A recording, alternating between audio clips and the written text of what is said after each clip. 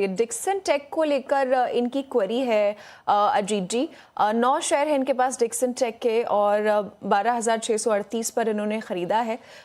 थोड़े से नीचे लेवल्स की बाइंग है, ऊपर अभी स्टॉक चल रहा है डिक्सन टेक। सवाल इनका था कि होल्ड करें या बेच दें। हम डिक्सन टेक में देख पा रहे हैं एक अच्छा मोमेंटम पिछले 6 महीनों से बरकरार है। अभी वीवो के साथ जॉइंट वेंचर का भी अनाउंसमेंट हुआ है, जिसके बाद कुछ ब्रोकरेज हाउसेस की रेटिंग्स भी अच्छी आई है। टारगेट प्राइस करीब 16,000 का भी दिया है मैक्वारी ने। ऐसे में आपकी क्या राय बनती है आयुष शुक्ला के लिए? अभी होल्ड करके चलें, अच्छा मोमेंटम दिख रहा है आपको आगे स्टॉक में? बिल्कुल गुड्डी, देखिए काफ़ी लंबे टाइम के अंडर परफॉर्मेंस के बाद ये हम देख रहे हैं कि डिक्सन में एक स्टडी अप ट्रेंड देखने को मिल रहा है। और बावजूद इसके कि मार्केट में काफ़ी ज़्यादा वोलेटिलिटी है, यहाँ पे जो डाउनवर्ड जो प्रेशर है ड्यूरिंग द वीकनेस जब इंडेक्स की, वो उतना ज़्यादा नहीं दिख रहा है। तो ये कहीं न कहीं एक रिलेटिवली स्ट्रेंथ स्टॉक में है, उसका बिल्कुल क्लियर साइन है। इन्होंने काफ़ी नीचे के लेवल के बाय किए हुए हैं। मेरे हिसाब से एक ट्रेलिंग स्टॉप लॉस के साथ डेफिनिटली इनको बने रहना चाहिए। अब 13,100 का जो ज़ोन है, वो एक इमीडिएट एक क्रूशियल बेस है।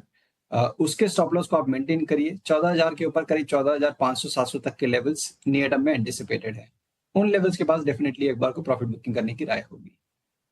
तो ठीक, तो डिक्सन टेक पर ये सलाइन लेवल्स पर आती हुई आगे बढ़ेंगे। अगले लाइव कॉलर को शामिल करेंगे। हमारे साथ संतोष कुमार रायकवाड़ जुड़ चुके हैं। संतोष जी, बहुत बहुत स्वागत है आपका 18 नाउ स्वदेश पर। पूछिए क्या सवाल है। मैडम, मैंने नाल्को के 100 शेयर्स लिए थे एट दी टॉप 300 पर शेयर हैं, तो सेल करूँ या होल्ड करूँ? बिल्कुल ठीक, ऑलराइट। संतोष जी, आपका सवाल सीधा एक्सपर्ट के पास लेकर चलेंगे। अजीत जी, आई होप आपने सवाल भी सुना होगा। 300 रुपए की इनकी बाइंग है नाल्को की और आज 361 पर कामकाज हो रहा है। करीब 1% की गिरावट फिलहाल देखने को मिल रही है, लेकिन 6,000 से ज्यादा का प्रॉफिट इन लेवल्स पर होता हुआ, क्योंकि इनके बाइंग प्राइस से करीब 60 रुपए ऊपर कामकाज कर रहा है। नाल्को कैसा दिख रहा है? क्या इन लेवल्स पर प्रॉफिट बुकिंग करना चाहिए या होल्ड करें या फिर शॉर्ट करके यहाँ से निकल जाए? बिल्कुल, देखिए बाइंग काफ़ी अच्छे लेवल की है इनकी। और अभी जो स्टॉक ने एक प्रॉफिट टेकिंग का एक फेज देखा था लॉन्ग टर्म एवरेजेस के पास, रीटेस्ट करने के पास करीब 303 के जोन के पास, वहां से एक अच्छा रिबाउंड दिखाया। बट मेरे हिसाब से शॉर्ट टर्म में थोड़ा सा यहाँ पे आपको हर्डल फेस करता हुआ नजर आएगा, 370-75 का जोन। तो उन लेवल्स के काफी नजदीक आप पहुंच चुके हैं, तो एक बार को प्रॉफिट बुकिंग करके निकल जाना चाहिए। अब आप जो एंट्री करेंगे या 375 के ऊपर क्रॉस कर जाता है, ये स्टॉक सस्टेन करता है तब, या फिर दोबारा से 330 के पास एक डिप आता है तब, तो एक बार को प्रॉफिट बुकिंग करने की राय होगी। और डिप का या ब्रेकआउट का फिर वेट करिए फॉर फ्रेश एंट्री।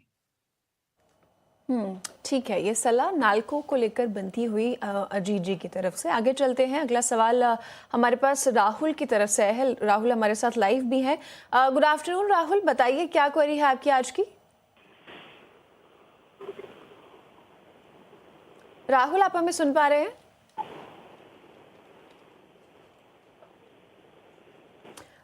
चलिए, राहुल के साथ भी हम डिस्कनेक्ट हो गए हैं, लेकिन उनकी क्वेरी ले लेते हैं। राहुल की क्वेरी एल&टी फाइनेंस को लेकर है। जी 300 शेयर हैं एल&टी फाइनेंस के और खरीद भाव 307 रुपए है। अभी देखिए 313 के आसपास कारोबार हो रहा है एल&टी में। 3 महीने का एक टारगेट प्राइस जो है राहुल जानना चाहते थे। एल&टी फाइनेंस के चार्ट्स भी हम देख रहे हैं। देखिए लास्ट 1 मंथ में थोड़ा ऊपर तो आया है, लेकिन लास्ट वीक गिरावट का शिकार हुआ है। आज भी थोड़ा टूट रहा है। और फाइनेंस के पैक में देखें तो आज थोड़ी तेजी जरूर नजर आ रही है। आपकी एल&टी फाइनेंस को लेकर क्या सलाह बन रही है अजीत जी, और एक टारगेट प्राइस भी इन्हें बताइएगा। बिल्कुल गुड्डी, देखिए काफ़ी अच्छी परफॉर्मेंस रही है। इनफैक्ट स्टॉक ने अभी हाल फिलहाल में रिकॉर्ड हाई भी अपना बनाया है। कंसोलिडेशन रेंज का ब्रेकआउट हुआ था, वॉल्यूम्स ठीक-ठाक थे। तो जस्ट क्योंकि मार्केट में थोड़ा-सा प्रॉफिट टेकिंग का टोन है, थोड़ा-सा रिट्रेसमेंट ज़रूर देखने को मिल रहा है। बट अभी भी स्टॉक अपने मेजर एवरेजेस के ऊपर, अपने सपोर्ट एरिया के ऊपर मेंटेन कर रहा है। तो मेरे हिसाब से बने रहना चाहिए। 304 ये आपका एक स्टॉप लॉस एरिया होगा। फॉर नेक्स्ट 2 टू 3 मंथ्स मेरे को लगता है कि स्टॉक में पोटेंशियल है करीब 355 से लेकर 375 तक के लेवल तक रीटेस्ट करने की। तो बने रहने की राय होगी। रिस्क रिवॉर्ड फेवरेबल है। फ्रेश बाइंग भी की जा सकती है। ऑलराइट, तो बने रहने की सलाह, और जिन लोगों को फ्रेश बाइंग करनी है वो भी इन लेवल से खरीदारी कर सकते हैं। ये सलाह भी आती हुई एल&टी फाइनेंस को लेकर आगे बढ़ेंगे। और हमारे साथ मृत्युंजय घोष जुड़ चुके हैं। मृत्युंजय जी, बहुत बहुत स्वागत है आपका 18 नाउ स्वदेश पर। कहाँ से बात कर रहे हैं और क्या सवाल है? मैडम, मैं लखनऊ से बात कर रहा हूँ और 18 नाउ स्वदेश में प्रॉपर देखता रहता हूँ और आप लोगों के जो स्टॉक होते हैं काफ़ी अच्छे बताते हैं। मेरा क्वेश्चन ये है मैम कि मैंने एनबीसीसी का जो शेयर परचेज किया हुआ है 109.66 पे 430 शेयर हैं और मेरा इसका व्यू जो है वो 6 मंथ का व्यू है और सेकंड स्टॉक मेरा संवर्धना मदरसन एमएम जो मेरा 147.87 पे मैंने परचेज है मेरी और मेरी बाइंग प्राइस है क्वांटिटी है 300 दोनों में मैडम 6 मंथ के करीब नजरिया है तो इसके लिए बिल्कुल ठीक। ऑल राइट मृत्युंजय जी, बहुत बहुत शुक्रिया आपका हमारे साथ जुड़ने के लिए, अपना सवाल भेजने के लिए। और चलिए सीधे एक्सपर्ट के पास चलेंगे। एनबीसीसी को लेकर पहली क्वेरी है इनकी और 109 के आसपास खरीदा था, 98 पर आज कामकाज कर रहा है, आधे % की तेज़ी के साथ, करीब 4,500 से ज़्यादा के नुकसान में। इसके अलावा संवर्धना मदरसन की भी इनकी बाइंग है और 300 क्वांटिटी इन्होंने लेकर रखी है। इसके जो बाइंग प्राइस है वो करीब 147 के आसपास का है। 6 महीने का टारगेट ये लेकर चल रहे हैं। ऐसे में कैसे देख रहे हैं आप आगे की चाल को और क्या सलाह होगी इन लेवल्स पर? बिल्कुल, तब तो देखिए यहाँ पे एनबीसीसी में तो इन लेवल्स पे जहाँ पे इन्होंने बाय किया वहीं से ही स्टॉक में एक इमीडिएट हर्डल बना और वहां से एक अच्छी रिट्रेसमेंट 94 एक सपोर्ट जोन था जिसको रिस्पेक्ट करके ये रिबाउंड कर रहा है, तो ये एक अच्छी बात है।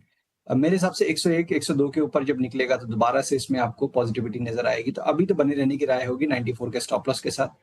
क्योंकि इनका नजरिया करीब 3 से 6 महीने का है, मेरे हिसाब से 114 115 के लेवल अगर ब्रेक होते हैं तो 125 तक के लेवल भी खुल जाएंगे। 94 के क्लोजिंग स्टॉप लॉस के साथ डेफिनेटली बने रहने की राय होगी।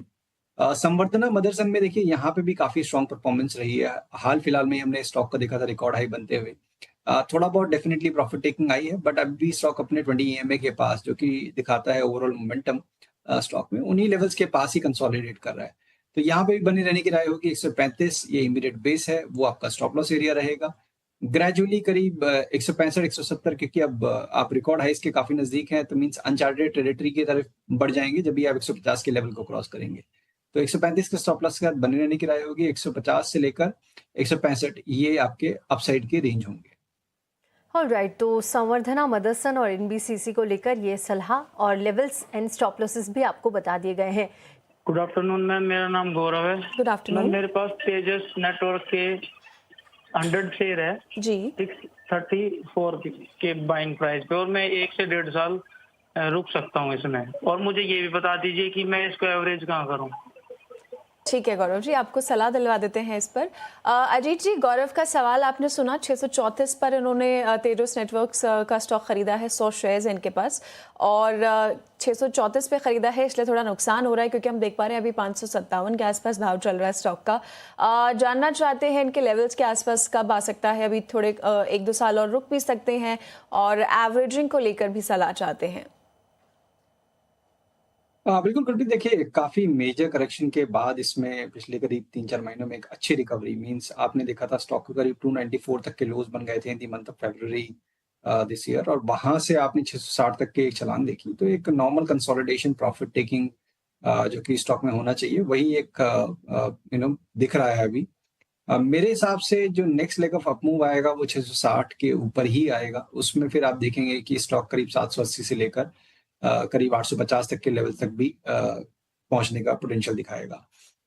अभी के लिए ऐड करने की राय नहीं होगी, जो एग्जिस्टिंग पोजीशन है उनमें बने रहिए, क्योंकि आपका नजरिया अगर मान के चलिए 1-2 साल का भी है, मुझे लगता है कि थोड़ा सा रिजल्ट का याद हो एक बार को, बेटर है कि किस तरीके से रिजल्ट्स आ रहे हैं, उसमें काफी हद तक आपको इंडिकेशन मिलेगा, बिकॉज काफी मेजर करेक्शन के बाद ये रिकवरी आई है। तो वो एक इंपॉर्टेंट ट्रिगर हो सकता है कि रिकवरी सस्टेन होने वाली है या फिर यहाँ पे कंसोलिडेशन दोबारा से सेट इन होगा। तो अभी के लिए तो बने रहने की राय होगी। 500 से लेकर 480 का जोन जो है वो मेजर सपोर्ट और बेस एरिया भी बना हुआ है। बिल्कुल ठीक, तो ये सलाह तेजस नेटवर्क्स पर इन लेवल्स पर आती हुई और आगे की रणनीति भी आपको बताती है। चलिए आगे बीडीएल के 300 शेयर 1354 के रेट पर हैं और एचबीएल पावर के 100 शेयर हैं जी 787 के रेट पर। ये शॉर्ट टर्म के लिए थे मैडम। अब इसमें मुझे क्या करना है? और नीचे जाए तो एवरेज करें या फिर निकल जाए इस पर थोड़ा? बिल्कुल ठीक। ऑल राइट मुकेश जी, आपका सवाल मिल गया है, सीधे एक्सपर्ट के पास चलेंगे। और कुणाल जी, आई होप आपने सवाल सुना होगा। भारत डायनामिक्स 1280 पर आज कामकाज कर रहा है, 1354 की इनकी बाइंग है और काफ़ी बड़े नुकसान में है क्योंकि क्वांटिटी 300 है इनकी। क्या सलाह होगी इन लेवल्स पर? होल्ड करे, सेल करे, या फिर फिलहाल देखें आगे की स्थिति किस तरह की नज़र आ रही है? पहले सबसे पहले बीडीएल की बात कर लेते हैं। ऊपरी लेवल की उनकी खरीदारी है, फिलहाल स्टॉक 1280 के अराउंड ट्रेड कर रहा है। उनकी खरीदारी 1355 के अराउंड की है। एग्जिस्टिंग पोजीशन को एक बार होल्ड करके चलने की सलाह रहेगी। मुझे लग रहा है कि यहाँ से ये जो करेक्शन है वो एक्सटेंड हो सकता है और ये करेक्शन नीचे 1220 तक आ सकता है। तो 1220 पे हम यहाँ पे एक बार एवरेज करके चलेंगे। काफी अच्छा सपोर्ट है, पहले भी सपोर्ट है कि स्टॉक ने ऊपरी लेवल पे 1430 तक के लेवल दिखाए थे, तो सेम रेप्लिकेट मोमेंटम का एक्सपेक्टेशन हम रख सकते हैं। सो 1220 आता है तो वहां पे एक बार एवरेज करके चलिए, अच्छा खासा बाउंस बैक हमें वहां से देखने को मिल सकता है। चलिए ठीक है, भारत डायनामिक्स को लेकर ये सलाह बनती हुई कुणाल जी की तरफ से। आगे चलते हैं, एक और लाइव कॉलर हमारे साथ जुड़े हैं, परवेज शेख। परवेज, बहुत बहुत स्वागत है। कहाँ से बात कर रहे हैं आप? मैं मांगरोल गुजरात से बात कर रहा हूँ मैडम। जी, बहुत बहुत स्वागत है परवेज जी आपका। पहली बार शो देख रहे हैं या पहले भी देखते रहते हैं? ना, देखता रहता हूँ मैडम। ठीक है परवेज जी, पूछिए, सवाल क्या है आपका आज का? एक्चुअल मैंने अकोम ड्रग्स लिया हुआ है 625 पे 100 शेयर, तो मुझे जानना था इसको होल्ड करना है या अभी निकल दूं? ठीक है परवेज, आपको सलाह दिलवा देते हैं।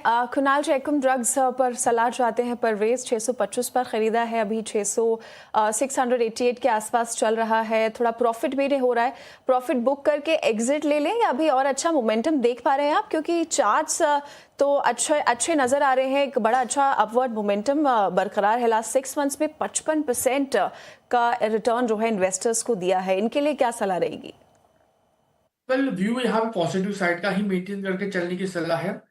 नीचे हम 764 का एक ट्रेल एक्सेल मेंटेन करके चलेंगे। आने वाले दिनों की बात करें 715 जैसे ही क्रॉस होगा, ये आपको तकरीबन 765 तक के भी लेवल दिखा सकता है 765। सो व्यू यहाँ पे पॉजिटिव साइड का ही मेंटेन करके चलने की सलाह है। 764 का एक ट्रेल एक्सेल मेंटेन करके एग्जिस्टिंग पोजीशन को आप होल्ड करके चल सकते हो। बिल्कुल ठीक। तो एकम्स को लेकर ये सलाह इन लेवल्स पर आती हुई आगे बढ़ेंगे। हमारे साथ लाइव कॉलर जुड़े हैं भारत चेलानी। भारत जी, बहुत बहुत स्वागत है आपका। बताइए क्या सवाल है? Good afternoon madam. Good afternoon. This is Bharat Chelani calling from Jaipur madam. बहुत बहुत स्वागत है मैडम। जी मैडम, आई हैव हुडको 940 shares at the rate of 243.50. I am holding since August 24. बिल्कुल ठीक। So what shall I do, madam?